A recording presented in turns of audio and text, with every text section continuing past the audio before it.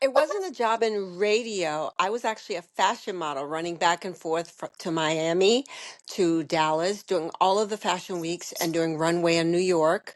I was under the brand of Elite and did all of the fashion weeks in Miami, Dallas, New Orleans, Atlanta, and New York. And then that's how everything else came about. Welcome back to another episode of the PR Style Guide with co-host Danielle Williams and Robin Newton, talking to women making strides in the PR, marketing, and communications industries and doing it with style. Now let's get into it.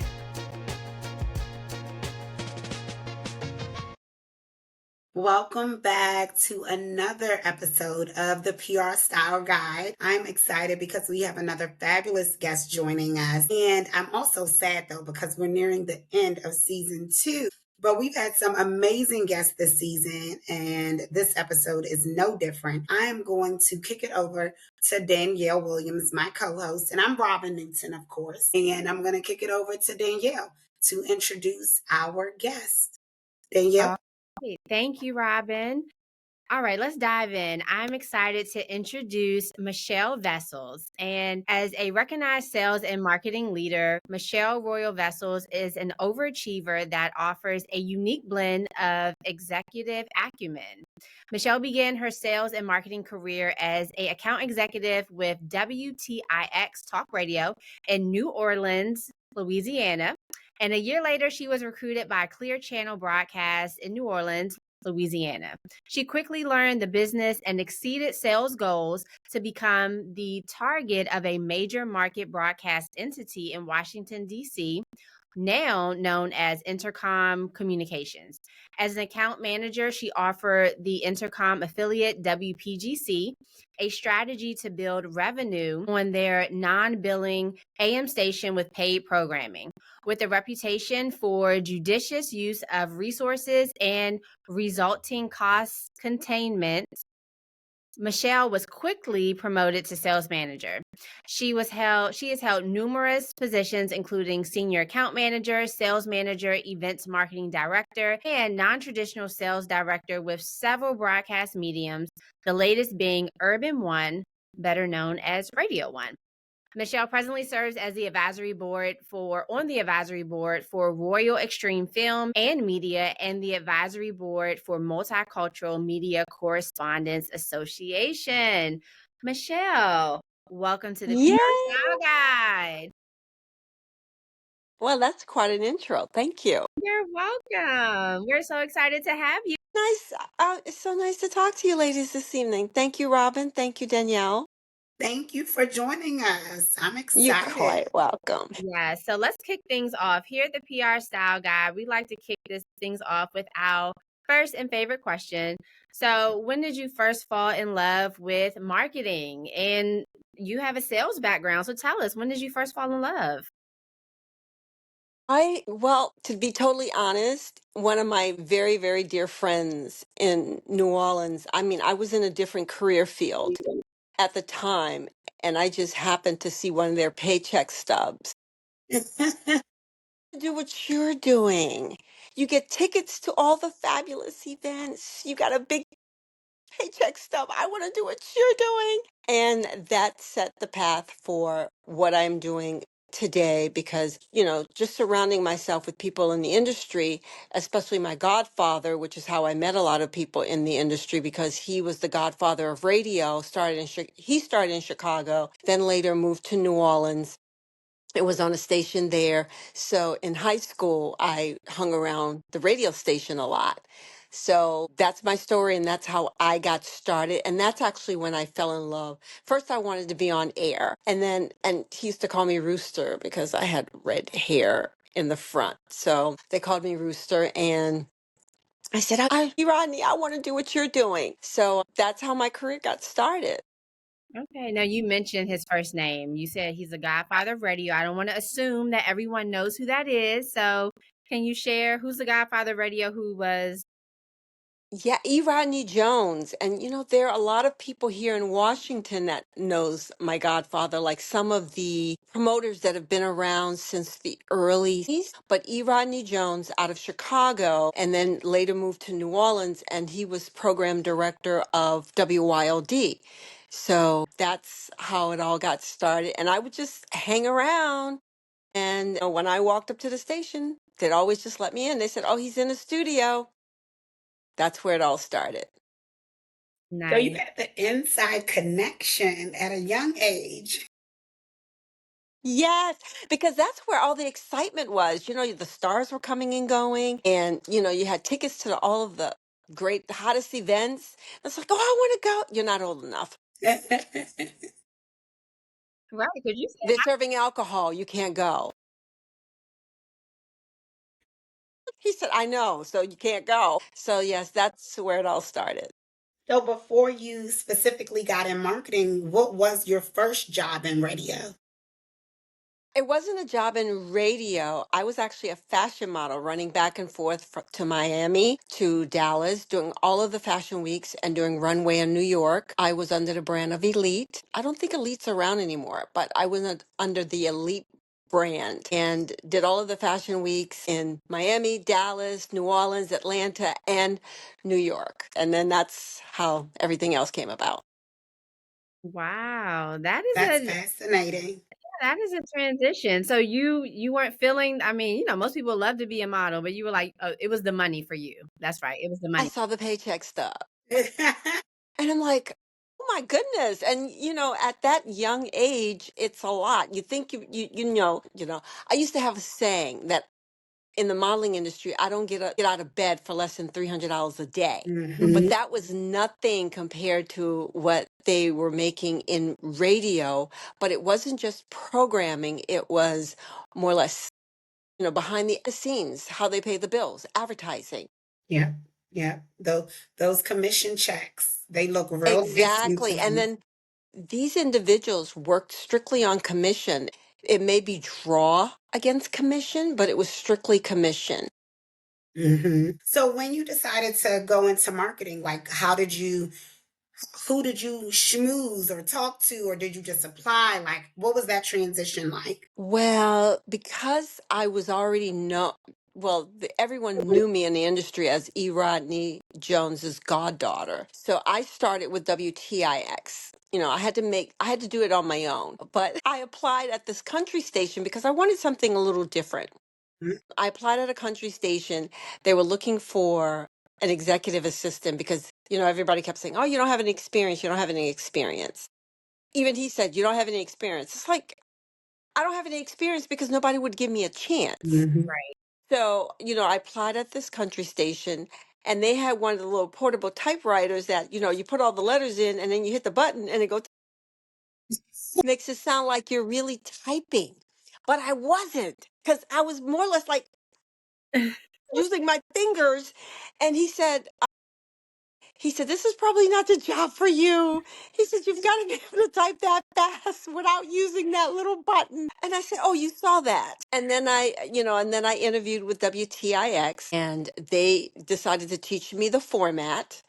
And I was only there for 6 months before my godfather's radio station, their major competitor, which was WQUE, swiped me up and brought me on board.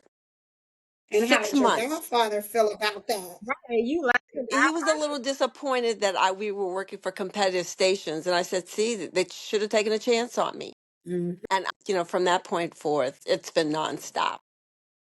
And after a year of being there, I ended up in Washington D.C., a major market radio station. Yeah. So as you I went to the NAB, Oh, National yeah. Association of Broadcasters. The convention was being held in New Orleans, and I was responsible for picking up the general manager and the program director for WPGC and taking them to the airport. But I'd seen them all weekend, but hadn't really talked to them. But I said, "Oh, you know what? I'd give them a ride to the airport," because the airport wasn't that far from where I lived. Picked him up from the hotel, taking him to the airport, and the general manager says, "I've heard a lot of good things about you." And he said, "You're doing really well, and you've only been in the industry for a short time."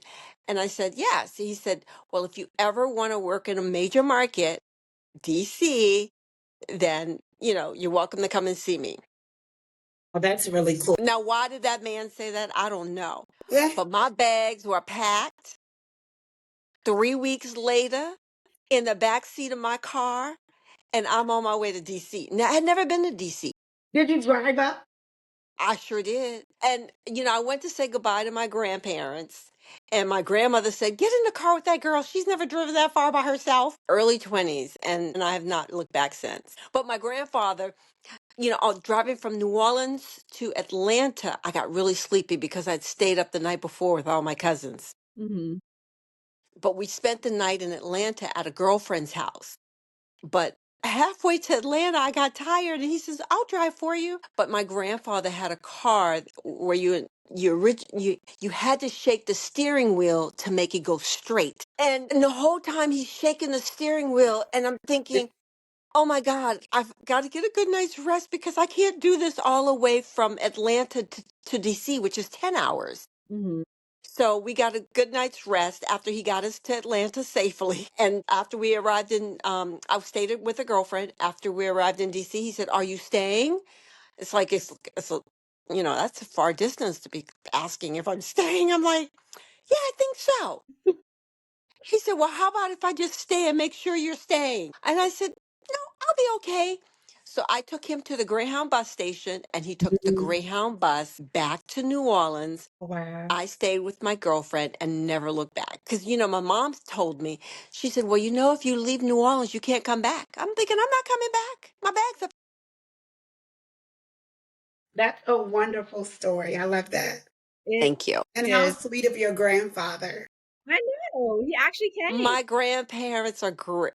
They were great. They have since passed, but they are great. They always took care of us, always make sure we were fed. And for my grandmother to say, "Get in the car with that girl. She's never driven that far by herself." I'm thinking, I got a map. I'll be And I love the way you say New Orleans, by the way. I can't say it like Right? you. I love the way you say it. Acknowledge. okay. Thank you. So continue to walk us through your career. So you get here, you go, I guess you tell the person who you met in the car, like, "Hey, I'm here." Well, no, he didn't know I was here yet. So I called the radio station and I said, "I'd like to get an appointment with Benjamin Hill." And they're like, "Well, is he expecting your call?" And I said, "No, but and I said, "No, but he told me if I'm ever in Washington, I should come and interview with him. So I'm here to interview." The receptionist, to this day, we're very good friends, but the receptionist says, "Oh my God, she's crazy." And I said, "I've just driven all the way from New Orleans to interview with him.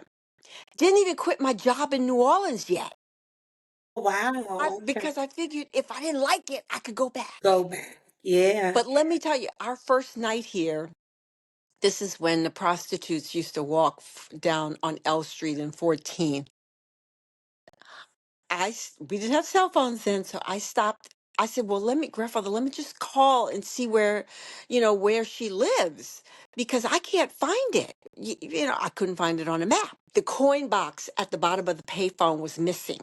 And across the street, there was another payphone, and the top of the receiver, the little, was missing. And I'm like, "Oh my God." I said, "This is not what I visioned on the postcard. Yeah. Washington, D.C., on the postcard. This is not what I am seeing right now." And I'm getting a little disappointed because I'm like, "This This is the is nation's not. capital. You got prostitutes on the corner asking, 'Can I help you?'" And I'm like, "No, you can't help me." What year But was this, if you don't mind me asking? I'm sorry. What year was this, if you don't mind me This, asking? Or what yeah, this decade? was 89, October 89. 89. Okay. Wow. That's amazing. So tell us about Urban One. Tell us about, again, you made it. Well, I want you to, I'm So assuming. but I ended up working for PGC, and then Benjamin Hill, who was the general manager at the time, and it was owned by Cook Inlet, which were Eskimos that owned PGC at that time. They owned two stations here, an FM and an AM. Ben said to me, he said, I could hire you for my FM, but my AM, we don't know how to make money with it. And I said, I could show you how to make money with your AM because I started with WTIX, which was an AM station. Mm. And after 6 months, we were rolling. That's So he made me sales manager and allowed me to hire additional people to actually come on board. All right, team. I love that. So from there, and then after 5 years of business radio, they decided to flip the format because they thought that they could only call on so many stockbrokers because I was calling on all of the stockbrokerage firms in Virginia and had them on business radio. I mean, we would do, I don't know if you guys remember, but there was a restaurant called Market Inn in Southwest DC. We would do little promotions at Market Inn called the Wall Street Luau or it was always Wall Street something going on at the Market Inn. And what that particular client loved about what we brought to the table was that he would go out and look at all of the cars in the parking lot. You had the Jaguars and you had the Mercedes and you had the BMWs. And he had never seen that type of crowd that came in, spent a lot of money, and bought a lot of drinks. And that was only for a 2-hour period. And each promotion was always packed. But at some point, they decided that, hey, they wanted to compete with WKYS. And so they wanted to change the AM station. By this time, I transitioned over to events marketing director, but I was still sales manager of the AM. But they wanted to transition the AM station to the 1580. Let's listen to hip hop on an AM station, but that was above my pay grade. Mm-hmm. Right. And needless to say, work out. it did not. Mm. Clearly. It did not. And now it's Heaven 1580 over there. Okay. I I'm believe familiar they with still Heaven have Heaven, Tips. but I was not there long enough to see Heaven, Gotcha. so, and from there, I went to Smooth Jazz. That didn't last very long because Smooth Jazz was gobbled up by Disney and the format changed. I'm not even sure what it is now. But at that time, once they decided they were going to change the format, that's when I landed at Radio One, which is then the name of the company as opposed to Urban One. Urban One changed their names in 2015. Yeah, 2015, we went to Urban One. And hey, it's been history. Yeah. And Cool. that's And at that time, Mrs. Hughes only had 3 stations: and how many POL, KYS, and Magic. And now we have 50 stations across the country. So what's so Digital hard? television. Yes, I'm sorry.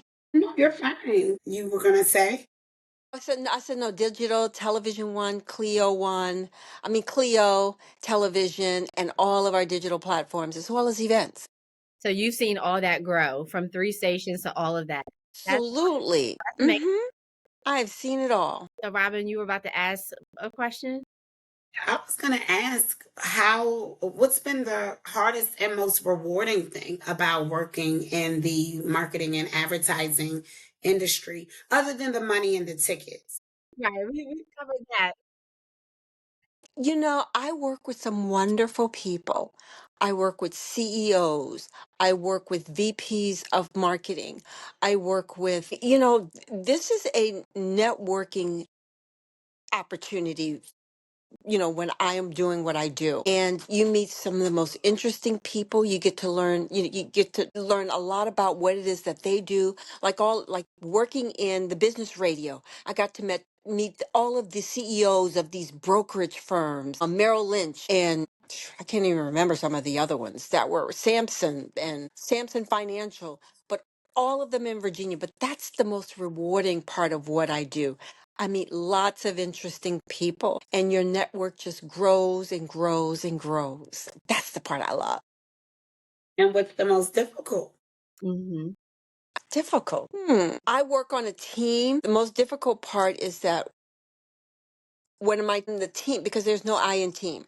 When the team is not winning, as a collectively, because I can't win alone. But when the team is not winning, that's the most difficult part for me because I'm very competitive and I like to see my team win over other teams that may be in the marketplace, Mm. like the Argosies and the Mm. iHearts of the world. Mhm. So we didn't share this question in the beginning, but just curious, when the pandemic hit, how did Radio One do then? And just being in marketing and advertising during that time, there were so many stories about the decline in radio listenership during that time. And obviously, hopefully it's picking back up. Absolutely. Well, there is still a decline with radio because a lot of people have listened to radio a little differently. We listen on our laptops, we listen on our mobile devices, we listen on our Alexa, we listen on our iPads, we listen on our, I don't think people do iPods anymore. But, we listen differently. But during the pandemic, we adapted very, very quickly. As opposed to doing events in person, we did virtual events.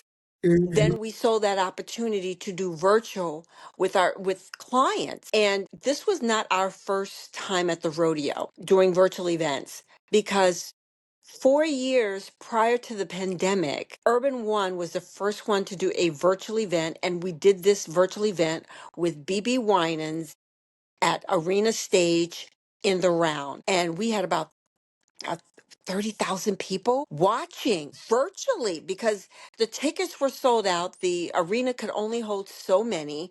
So BB Winans was talking about the performance that was about to open at Arena Stage, and he also sang. So that was a wonderful night. And we knew at that time that we could actually do this virtually. But after that night, we didn't revisit it until the pandemic hit. So we scrambled to figure out, okay, how do we save a lot of this? But yeah, there were a lot of advertisers that kind of postponed because, I mean, who had any idea that the pandemic would last for, oh my God, 4 years? Almost 4 years. No, 3 years. I'm thinking we'll be back in the station, in 3 weeks. We're working from home, or 3 months.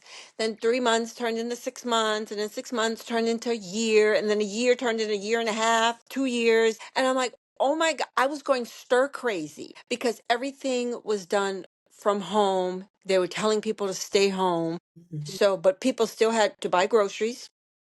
People still had to get their COVID vaccinations. So we did a lot of advertising, letting people know where and when to go for Mhm. their vaccinations and why they should be vaccinated. So lots of messages from health departments, from the CDC, to educate people on what's going. So we just shifted everything from maybe comedy concert to COVID. And then we also had, at that particular time, the census was going on. So the Mhm. Census Bureau was doing a lot of advertising. So we found a way to make ends meet. Yeah, and that's really cool to hear how you all got started with that. I know I work with you professionally as well, so we got a chance. We've done some virtual events through the pandemic and things like that. So I love hearing that. So Michelle, as we start to wrap up, looking back, what's one thing that you would tell the younger version of yourself with all the experience you've gained throughout your now career? We have people who listen of all ages. So, what's the best advice you received, or what's one thing that you would tell your younger self looking back throughout your career? Invest in real estate. I wish someone had told me that.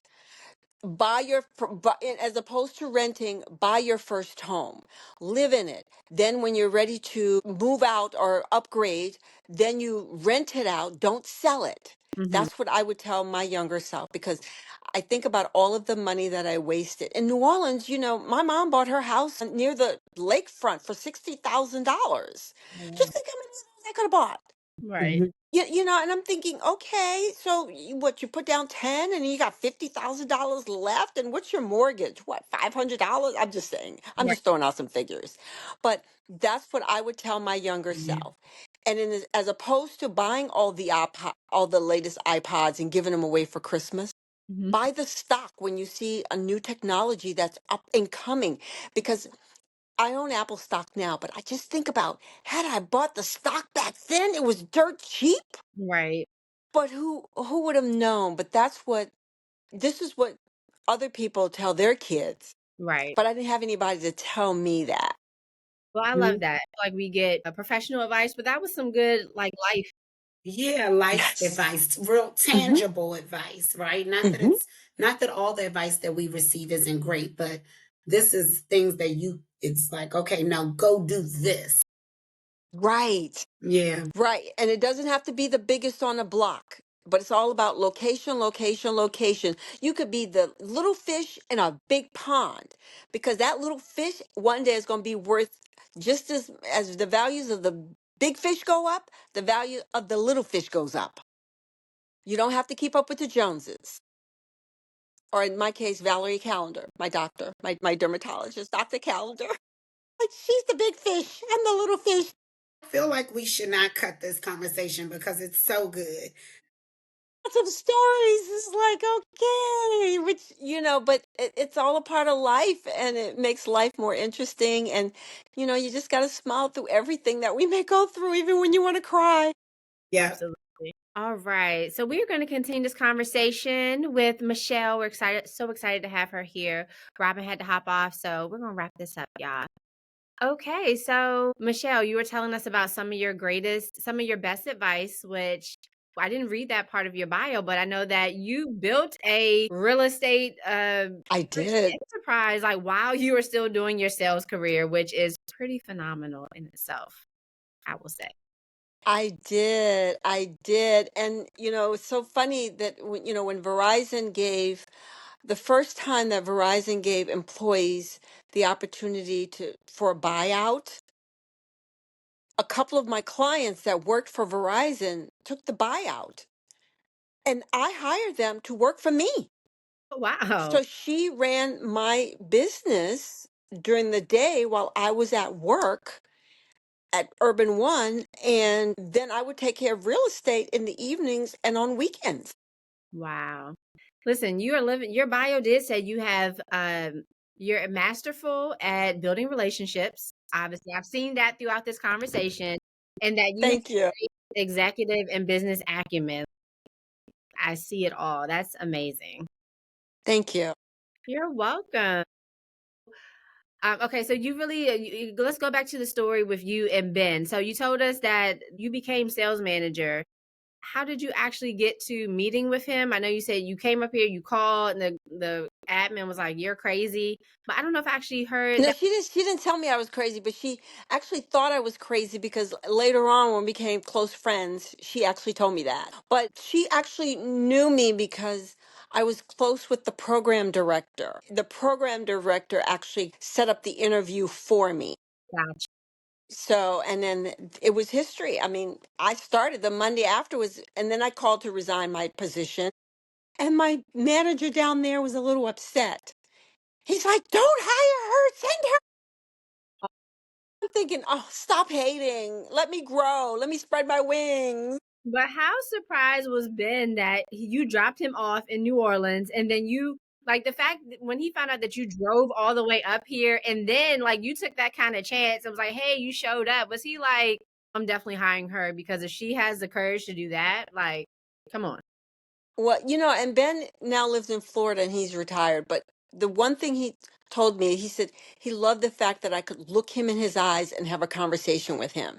He said many people cannot look another person in their eyes and have a conversation. So that was really positive. And he said, I took an interest in people when I spoke with them, which is probably one of my key strengths. Mhm. eh, Ben always complimented me on everything that I did at the radio station, and I'm just so glad that he took a chance with me. And Absolutely. then at that particular time, when I was working at PGC, I had a car that, of course, I drove this car from New Orleans, but I guess the paint job must have been very different. I'd never been in snow, didn't own a coat, didn't own snow boots. So my grandparents, of course, bought me a coat and then sent me some snow boots. But Mhm. the first time it snowed, a heavy amount of snow, it ate the paint right off of my car. Oh my goodness. And so my car is now red and white. And I told you met some great clients. Mhm. I'll never forget. I had to pick up a client from Capital Cadillac in Greenbelt, take him to PGC because he was going to do his show live. And he said, Michelle, if you want to make an impression with your clients, you've got to get a new car. I'm like, well, the paint's just missing. He said, I know, but you need a new car. Oh, And he said, trust me, and your income will double. He was right. wow. If I'm going to be driving people around, they don't want to be driving around in a two-tone car. Right. That is wow. And I forgot, Casey, I think it was Casey Sampson told me that. I picked him up from Capital Cadillac and brought him to the station. So you did a lot of that, picking up clients or picking up people. Absolutely. Back then, you either picked up clients, you went to lunch, or you always met in the client's office. It wasn't that often that a client was at the station unless they were doing a show, which a lot of clients did, block programming. Got it.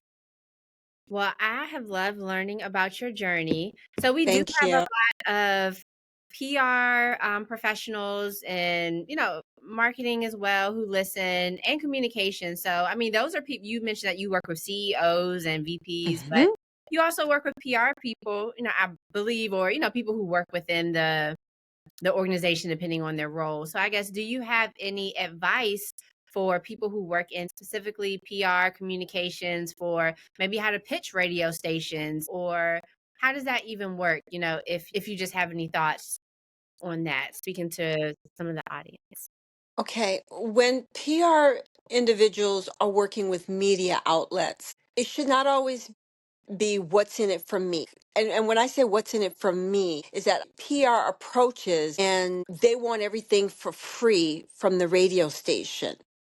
But why don't you figure, I my advice to PR companies is figure out a way for you to both to work together so that it's a win-win. Like the Harlem Globetrotters, we were able to, a PR company contacted um, me at PGC, and they wanted to take the Harlem Globetrotters to a school. So why not have a company sponsor the Harlem Globetrotters coming to the school? And that way the radio company made dollars. The Harlem Globetrotter was at the school. It was a feel good for the school, and everything worked out well. Ab- I just, so the whole key is PR companies, it shouldn't be because they're being paid. So it shouldn't just be about, oh, I've got this for you. Mhm. But what does the radio station who has to pay bills, who has to pay the Russ Parrs and the Donnie Simpsons and the Vic Jaggers of the world, what does the station get out of it? Because at the end of the day, the station has to pay bills to keep the lights on. Absolutely. Well, I love that. Coming from a someone who's been at all levels, seen all things, has had such great success. Thank you. We value all the gems that you drop here. So thank you. Thank you. Thank you. And tell Robin, thank you. I enjoy speaking with her. You guys are the best. So we do love to talk about fashion really quick before you go. So Sure. we know that I didn't know that you were a fashion model. Makes total sense though. But But let me tell you, in the modeling world, people think that we get to keep the clothes that we wear. No, that doesn't happen. And because someone was always dressing me, hmm I never knew what to wear. Because someone was always doing my makeup, right. I never knew what to put on my face. So I had to learn at a later age, once I got into the professional, I should say, the professional world of media, hmm what I needed to do to get dressed, to coordinate things, as opposed to, looking like I just mix and match some pieces and I'm looking like my mama as I walk out the door. My mama says, Shell, you can wear my dress. So speaking of that, that actually is a perfect segue into this question. So, what does fashion mean to you, and how does it fit into your professional brand? Fashion is my, right now I look at the world as my runway. Even when I'm strutting down the hallways at times, I look at it as my runway, and fashion is your statement of how you're feeling on that particular day. If you look like you just rolled out of bed, then that's probably how you're feeling. So I think it has a lot. I mean, fashion says a lot about how my day is going. Okay, think about the kids. Because I have a son, and when I would dress him up to go to school, oh my God, perfect little angel. But look, put him in some holy jeans and a shirt with a hole in it, and the joker's getting in all kind of trouble at school. So, and they said the kids behave better when they get dressed up on picture day. I totally believe So that. once I learned that, I started dressing him so Mhm. that he would behave at school. So, because that was a statement of how he felt when he went to school. And I wanted him to feel good about himself. And so I do the same thing. I don't want to ever come across or dress like, I just rolled out of bed Mhm. or I'm going to some Outcast concert right after work, when I'm meeting with the CEOs and the VPs of the world. Absolutely, especially in your role, as you said, you're meeting with these individuals. So yeah, how you present yourself, all of that really makes an impact. Just as he said, hey, Michelle, you're gonna make more money when you get a better car. Yes. We can And take he was so right. I think it was, but picking clients up for lunch and all this other, a lot of stuff. it was you, but the car helped. So we'll say that. Yeah. It was you that Thank you, Danielle. the car without you, I mean, you're Thank you. you're welcome. So as we wrap up, what's the best tip or advice that you've ever been given? And I feel like I asked this question. So I guess what's the best professional advice that you've ever been given that you would like to share with our audience? You already gave us some great personal advice that we My dad was a colonel in the army, and as I started my career, he would always say, because there was a short stint that I tried to be a headhunter. Hated that. I mean, that was only a month. But my dad says, Michelle, because I would tell him how much I didn't like my job Mhm. for that month. I mean, he heard it 30 days out of that month. So it must have been one of those 30-day months. But he said, Michelle, fall in love with what you do. Fall in love with something that you love to do, and you'll never have to work a day in your life. And that's how I feel when I go to work every day. I don't feel like I'm going to work. I think I'm doing something that I enjoy doing every day. That's awesome. Yeah, I'd like to do it for free, but unfortunately, the mortgage doesn't get paid if I do it for free. But yeah, fall in love with what you love to do, and the rest will come. Absolutely. And I would just say, knowing you, Michelle, even though you love it, you would not do it for free. You're about the dollars, okay? You're about Oh, look, it was looking at that paycheck stuff, right? But I was younger. It's been great having you on. Thank you so much. So where can people find you, or if they want to connect with you, is there a way for them to find you on The social best media? way is LinkedIn. Well, they could always call Urban One. We don't really have a receptionist, but Mm, LinkedIn, Michelle Royal Vessels. On LinkedIn, they could send me a request to connect, or, I'm at Urban One every day. okay. Well, LinkedIn is a great way. We'll be sure to link that. And again, thank you, Michelle. So before we go, we do have a quick lightning round that we like to ask people. So I don't know if you know how lightning round works. I'll just give you two things and you have to pick whichever one, the first one that comes to your head, whichever one you Okay. okay? Well, that sounds like fun. Yeah. Yeah. Okay. So coffee or tea? Mac or PC? Matt, Fall or spring? spring, Black suit or blue suit? black suit, Early bird or night owl? early bird. Me too. I'm in the office at 6:30, between 6 and 6:30. Wow. In the office. Okay. In the office. Okay. Already rocking and rolling. Listen, you love what you do, so it's not work. Yes. And Uh, it's quiet. right, that part too. Samantha Jones or Olivia Pope? You know who? Olivia Pope. Okay. Heels, sneakers, or flats? Healed. Me too. Extrovert or introvert? Introvert, but, introvert. Okay. Really? Okay. Yeah, but I could tell you why. The extrovert is only for work, but when I am not working or networking, I like to keep to myself and I like peace and quiet. So that's the introvert side of me.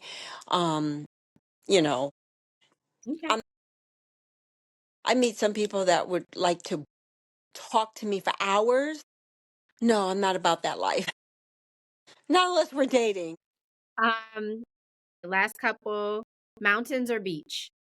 Beach, sand between my toes all the time. Okay. And Facebook or Instagram? Facebook. All right. Well, Michelle, again, thank you for joining us this evening. It's been so great having you. I love working with you, and I'm grateful that you got to join us and I got to share you with our audience. So, thank you. Thank you, Danielle. I appreciate you. Mwah. And all the best. Thank you. All right, so join us again for our next episode. Thank you all so much, and we'll see you next time.